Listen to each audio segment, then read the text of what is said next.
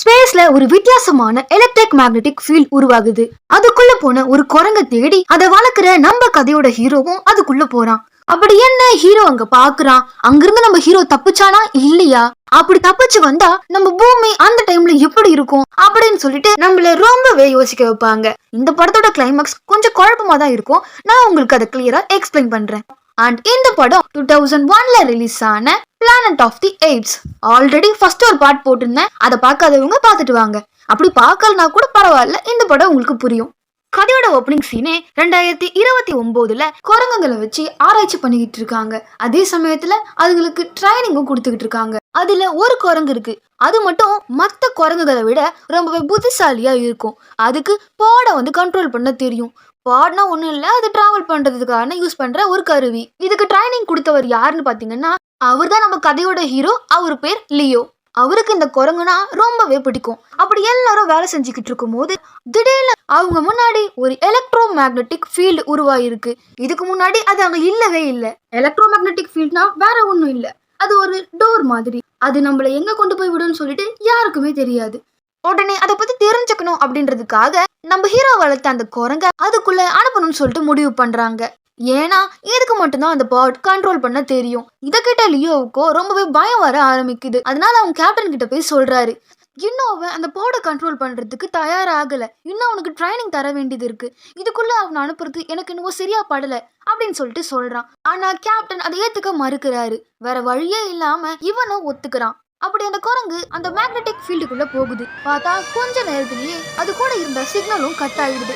எல்லாருக்குமே என்ன ஆச்சுன்னு சொல்லிட்டு சுத்தமா புரியல. இதுக்கு மேலேயே வெயிட் பண்ணா சரிப்பட்டு வராது அப்படின்னு சொல்லிட்டு ஹீரோ ஒரு பாடை எடுத்துக்கிட்டு யாருக்குமே தெரியாம அந்த எலக்ட்ரோ மேக்னெட்டிக் ஃபீல்டுக்குள்ள போயிடுறான். உடனே அவங்க எல்லாருமே, லியோ நீ போகாத, அது என்ன விஷயம்னே நமக்கு தெரியாது, நீ போனா உனக்கு என்ன வேணா ஆகலாம் அப்படின்னு சொல்லிட்டு சொல்றாங்க. ஆனா அது எதையுமே கேட்காம லியோ அதுக்குள்ள போயிடுறான்.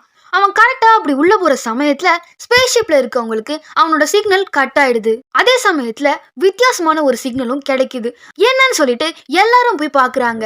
பார்த்தா ஒருத்தவங்க பேச ஆரம்பிக்கிறாங்க.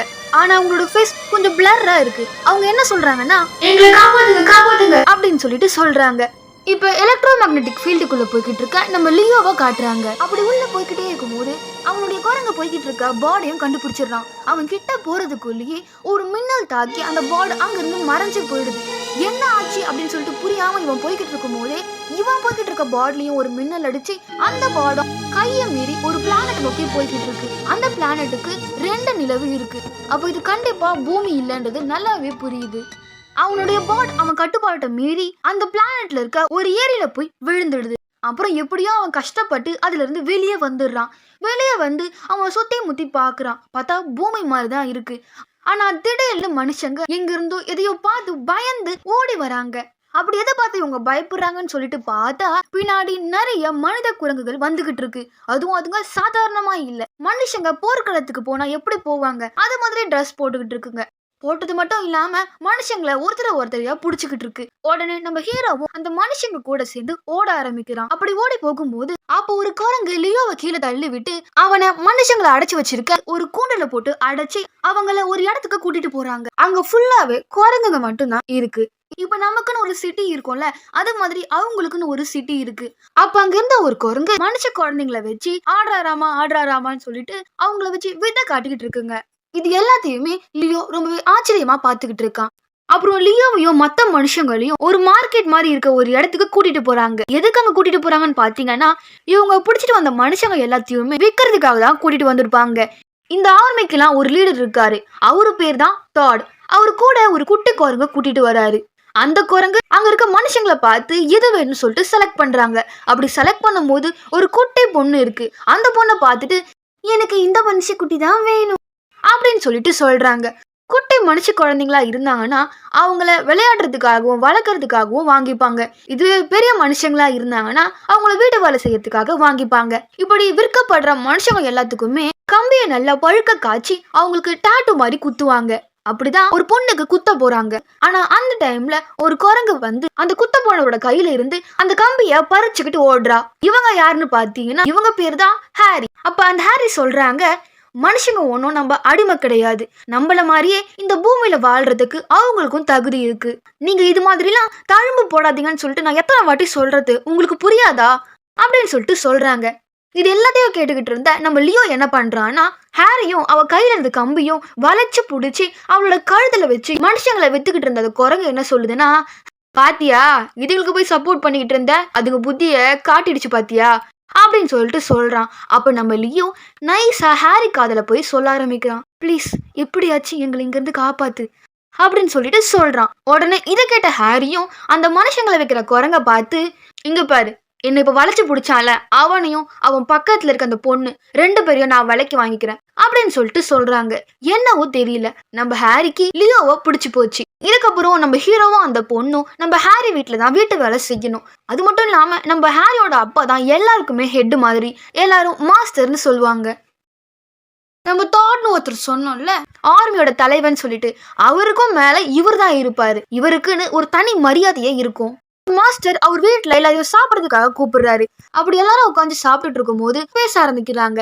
மனுஷங்கனாலே கேவலமானவங்க தான், எனக்கு அவங்கள சுத்தமா பிடிக்காது அப்படின்னு சாப்பிட வந்தவங்க பேசுறாங்க. இதை கேட்ட ஹாரியோ, நீங்க அவங்கள ரொம்பவே தப்பா நினைச்சுக்கிட்டு இருக்கீங்க. நம்ம போட்டிருக்க ட்ரெஸ்ல இருந்து நம்ம சாப்பிடுற சாப்பாடு வரைக்கும் அவங்கதான் எல்லாமே பண்றாங்க. நம்மளால அதெல்லாம் பண்ணவே முடியாது. அவங்களுக்கு அவ்வளவு திறமை இருக்கு. எனக்கு என்னவோ இங்க நடக்கிறதுலாம் பார்த்தா நம்ம தான் மிருகம் மாதிரி தெரியுது. உடனே எதிரில் இருந்த மத்த குரங்குகளும் செம்ம காண்டாகுது. அப்புறம் எல்லாரும் சாப்பிட்டு முடிச்ச உடனே அந்த தாட் நம்ம ஹாரிய பார்த்து, நீ ரொம்பவே மனுஷங்களை தூக்கி வச்சுட்டு ஆடுற, இது தப்புன்னு உனக்கு கூடிய சீக்கிரம் புரியும் அப்படின்னு சொல்லிட்டு போறான். இன்னொரு விஷயம் என்னன்னா, இந்த தாடுக்கு நம்ம ஹாரிய ரொம்ப பிடிக்கும். எப்படியாச்சும் ஹாரிய வளைச்சு போடணும்னு சொல்லிட்டு முயற்சி பண்ணிக்கிட்டு இருக்கான். அதுக்கப்புறம் எல்லா மனுஷங்களையுமே கூண்டுல போட்டு அடைச்சு வச்சிடுறாங்க. அப்ப லியோ என்ன பண்றான்னா, அவனை அடைச்சு வச்சிட்டு இருந்த கூண்டுல இருந்து வெளியே வந்துடுறான். ரொம்பவே ஈஸியா வெளியே வந்துடுறான். அது எப்படின்னு பாத்தீங்கன்னா, இங்க இருக்க குரங்குங்க எல்லாத்துக்குமே அவ்வளவா அழிவு கிடையாது. அது மட்டும் இல்லாம நம்ம ஹீரோ யாரு, சயின்டிஸ்ட் ஆச்சே, அதனால ஈஸியா வந்துடுறான். அவன் எந்த கூண்டுல இருந்த மனுஷங்களை மட்டும் இல்லாம பக்கத்து கூண்டுல இருக்க மனுஷங்களையும் சேர்த்து ரிலீஸ் பண்ணி விடுறான். அது மட்டும் இல்லாம ஒரு குட்டி பொண்ணை ஒரு குட்டி குரங்கு வாங்கியிருப்பால, அவளையும் ரிலீஸ் பண்றதுக்காக இப்ப போய்கிட்டு இருக்காங்க.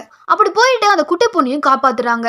ஆனா அங்க இருந்த அந்த குட்டி குரங்கு என்ன பண்ணுதுன்னா, சத்தம் போட்டு காட்டி கொடுத்துடுது. இதனால இந்த மனுஷங்களாம் விற்கும்ல அந்த குரங்கு, அதுக்கு விஷயம் தெரிஞ்சு போச்சு. தெரிஞ்சது மட்டும் இல்லாம இந்த ஆர்மியோட தலைவர் இருப்பான்ல தாட், அவங்கிட்டையும் போய் சொல்லிடுது. அதே டைம்ல லியோவும் மத்த மனுஷங்களை கூட்டிக்கிட்டு அங்கிருந்து தப்பிக்கிறதுக்காக ஓடிக்கிட்டு இருக்கான். அப்படி ஓடி போகும்போது ஒரு குரங்கு கிட்ட மாட்டிக்கிறான். நல்ல வேலையா அந்த குரங்கு வேற யாரும் இல்ல, அது ஹாரி தான். நல்ல வேலை நீங்க என்கிட்ட மாட்டினீங்க, வேற யாருக்கிட்ட மாட்டினா என்ன ஆறுது அப்படின்னு சொல்லிட்டு சொல்லுது. ஆனா நம்ம ஹீரோக்கோ கொஞ்சம் டவுட் வருது. நீங்க எதுக்கு எனக்கு ஹெல்ப் பண்றீங்க அப்படின்னு சொல்லிட்டு கேக்குறான். அதுக்கு ஹாரி சொல்லுது, நீ மத்த மனுஷங்க மாதிரி இல்ல, நீ ரொம்பவே வித்தியாசமானவன், அதனாலதான் நான் உனக்கு ஹெல்ப் பண்றேன் அப்படின்னு சொல்லிட்டு சொல்லுது. இதுக்கு நம்ம லியோ சொல்றான், சரி ஓகே, நீங்க எனக்கு ஹெல்ப் பண்றதா இருந்தா இந்த சிட்டியை விட்டு வெளியே போறதுக்கு ஹெல்ப் பண்ணுங்க, நாங்க தப்பிச்சு போயிடுறோம் அப்படின்னு சொல்லிட்டு சொல்றான். அதே டைம்ல தாடுக்கும் மனுஷங்க எல்லாரும் தப்பிச்சுட்டாங்க, அவங்களுக்கு ஹெல்ப் பண்றது ஹாரி தான் அப்படின்ற விஷயமும் தெரிய வருது. உடனே செம்ம கோவத்தோட இவங்களை தேடி வந்துகிட்டு இருக்காங்க. அதே சமயத்துல சிட்டியை விட்டு வெளியே வந்து இப்போ ஒரு காட்டு பகுதிக்குள்ள போறாங்க. அப்ப ஹாரி கூட இருந்த ஒரு குரங்கு, நீங்க இதுக்குள்ளெல்லாம் போவாதீங்க, இது ரொம்பவே ஆபத்தான இடம் அப்படின்னு சொல்லிட்டு சொல்லுது. ஆனா ஹாரி கேட்காம லியோ கூடவே போறாங்க. முதல்ல வரும்போது ஒரு ஏரியில விழுந்திருப்பான்ல, அங்க போயிட்டு அவனோட பாட்குள்ள இருந்த கன், ட்ராக்கிங் டிவைஸ் எல்லாத்தையும் எடுத்துக்கிறான். அப்புறம் அந்த ட்ராக்கிங் டிவைஸ் மூலமா ஒரு சிக்னல் அனுப்புறான். சிக்னலும் ரிசீவ் ஆயிடுச்சுன்னு சொல்லிட்டு காட்டுது. அது மட்டும் இல்லாம அந்த சிக்னல் இதே பிளானட்ல இருந்து வருதுன்னு தெரியுது. உடனே நம்மள தேடி எல்லாரும் வந்துட்டாங்களா, அவங்க இங்கதான் இருக்காங்க போல இருக்குன்னு சொல்லிட்டு இவனும் சந்தோஷமா அந்த சிக்னலை நோக்கி கிளம்ப ஆரம்பிக்கிறான். அப்ப அதே சமயத்துல இந்த மனுஷங்களா வித்துட்டு இருந்தல அந்த குரங்கு இந்த இடத்துக்கு வந்து ஒரு சில மனுஷங்களை புடிச்சு, மாட்டினீங்களாடா பொம்பர்கிட்ட மண்டையா, என் கிட்ட இருந்து தப்பிக்க பாத்தீங்களா அப்படின்னு சொல்லிட்டு அவங்கள பிடிக்க ஆரம்பிக்குது. உடனே பின்னாடி இருந்த நம்ம ஹீரோவும் அவங்கிட்ட இருந்த கண்ணை வச்சு சுட ஆரம்பிக்கிறான். அதை பார்த்து அந்த குரங்குகளும் பயந்து ஓட ஆரம்பிக்குது. இவ்வளவு நேரம் நம்ம ஹீரோயின் கூட இருந்ததுல ஒரு குரங்கு, அதுக்கு என்ன ஆச்சுன்னு தெரியல, திடீர்னு நம்ம ஹீரோ கிட்ட இருந்த அந்த கண்ணை வாங்கி உடைச்சிடுது. இதுக்கு இப்படி பண்றேன்னு கேட்டா, நீ இது எங்களை நோக்கி பயன்படுத்த மாட்டேன்னு என்ன நிச்சயம் அப்படின்னு சொல்லிட்டு சொல்லுது. அதே டைம்ல இந்த பக்கம் காட்டினா தாடோட அப்பா தாட கூப்பிட்டாரு அப்படின்னு சொல்லிட்டு தாட அவங்க அப்பாவை பார்க்கறதுக்காக போறான். ரொம்ப நாளா உங்ககிட்ட ஒரு விஷயத்த நான் சொல்லணும்னு நினைச்சுக்கிட்டு இருந்தேன் அப்படின்னு சொல்லிட்டு சொல்ல ஆரம்பிக்குது. சேமூஸ் அப்படின்னு சொல்லிட்டு நம்ம கும்பிடுற கடவுள் வேற யாரும் இல்ல, அவர் ஒரு காலத்துல மனுஷங்க கிட்ட அடிமையா இருந்தவர் அப்படின்னு சொல்லிட்டு சொல்றாரு. இதை கேட்ட தாடும் அதை நம்பவே இல்லை. அப்பா அப்படிலாம் இருக்க வாய்ப்பே இல்லை, நம்ம அவங்கள விட ரொம்பவே புத்திசாலி அப்படின்னு சொல்லிட்டு சொல்றாரு. இதுக்கு அவங்க அப்பா என்ன சொல்றாருன்னா, நான் சொல்றத நீ நம்பலனா பக்கத்துல இருக்க அந்த உண்டியல ஓட, உனக்கே தெரியும் அப்படின்னு சொல்லிட்டு சொல்றாரு. உடனே தாடும் அதை போய் உடைக்கிறான். உடைச்சா அதுல ஒரு கன் இருக்கு. இப்ப அந்த அப்பா சொல்ல ஆரம்பிக்கிறாரு, இதை பார்த்தாலே உனக்கு தெரியும் மனுஷங்க எவ்வளவு புத்திசாலின்னு சொல்லிட்டு. நம்மளோட ஈட்டி செய்யாத விஷயத்த இது ஒரு நொடியில செஞ்சிடும். ஒரு விஷயத்த நல்லா ஞாபகம் வச்சுக்கோ, அந்த களிமான்ற பிளேஸ்க்கு மட்டும் மனுஷங்க யாரும் போக கூடாது. இப்போ அவங்க தப்பிச்சு போயிட்டாங்கன்னு கேள்விப்பட்டேன், இதை மட்டும் மனசுல வச்சுக்கோ அப்படின்னு சொல்லிட்டு சொல்றாரு. இப்போ இந்த சீன் இங்க கட் ஆகி இப்ப அப்படியே அந்த பக்கம் காட்டுறாங்க. ஒரு பெரிய பொம்மை இருக்கு. அந்த பொம்மையை பார்த்து லியோ கேக்குறான், இது என்ன பொம்மை? அப்ப ஹாரி என்ன சொல்றாங்கன்னா, இந்த பொம்மையை தாண்டி போனா களிமா அப்படின்ற ஒரு இடம் வரும். அந்த இடத்துலதான் முதல்ல தோன்றிய ஏப்ஸ், அதாவது எங்களுடைய மூதாதையர் வாழ்ந்தாரு. அந்த இடத்துக்கு நாங்க யாருமே போக மாட்டோம் அப்படின்னு சொல்லிட்டு ஹாரி சொல்றாங்க. அப்படி அந்த டிராக்கரை ட்ரேஸ் பண்ணி போய்கிட்டே இருக்கும் போது அப்போ ஒரு இடத்த கண்டுபிடிக்கிறாங்க. அந்த இடத்துல ஒரு பாலடைஞ்ச ஸ்பேஸ்ஷிப் இருக்கு. அது மட்டும் இல்லாம நிறைய எலும்பு கூடுகளும் இருக்கு. இது என்ன இடம், இங்க இருந்தா நமக்கு சிக்னல் வந்துச்சா அப்படின்னு சொல்லிட்டு லியோ அங்க இருக்க எல்லாத்தையுமே இன்னும் நல்லா பார்க்க ஆரம்பிக்கிறான். அப்பதான் அவனுக்கு புரியுது, ஒரு பாலடைஞ்ச நிலைமையில ஒரு ஸ்பேஸ் ஸ்டேஷன் இருக்கு. அந்த ஸ்பேஸ் ஸ்டேஷன் வேற எதுவும் இல்ல, இவனுடைய ஸ்பேஸ் ஸ்டேஷன் தான். அப்ப அவங்கள பார்த்து, இது என்னோட ஸ்பேஸ் ஸ்டேஷன் ஆச்சு, இது எப்படி இங்க வந்துச்சு அப்படின்னு சொல்லிட்டு டோரை ஓபன் பண்ற ஸ்கேனர்ல அவன் கையை வைக்கிறான். பார்த்தா அங்கிருந்து டோரும் ஓபன் ஆயிடுது. இந்த ஸ்பேஸ் ஸ்டேஷனுக்கு என்னதான் ஆச்சு அப்படின்னு சொல்லிட்டு அவன் அங்க போயிட்டு ஏதாச்சும் ரெக்கார்ட் இருக்கான்னு சொல்லிட்டு பாக்குறான். அந்த ஸ்பேஸ் ஸ்டேஷன்ல இதுக்கு முன்னாடி இருந்தவங்க ரெக்கார்ட் பண்ண ஆடியோ ப்ரூஃப் இருக்கு. அதை ஆன் பண்ணி பாக்குறான். அதுல கேப்டன் என்ன சொல்றாருன்னா, எங்க டீம்ல இருந்த லியோ அப்படின்றவரு மர்மமான ஒரு எலக்ட்ரிக் மேக்னெட்டிக் ஃபீல்டுக்குள்ள போயிட்டாரு. அவரை தேடி நாங்களும் இந்த இடத்துக்கு வந்தோம். ஆனா இங்க வந்த உடனே எங்க கிட்ட இருந்த ஆராய்ச்சி பண்ணிக்கிட்டு இருந்த குரங்கு எல்லாமே வித்தியாசமா நடக்க ஆரம்பிச்சிருச்சு. இப்ப எங்களையே இதுங்க அட்டாக் பண்ணுது அப்படின்னு சொல்லிட்டு இருக்காரு.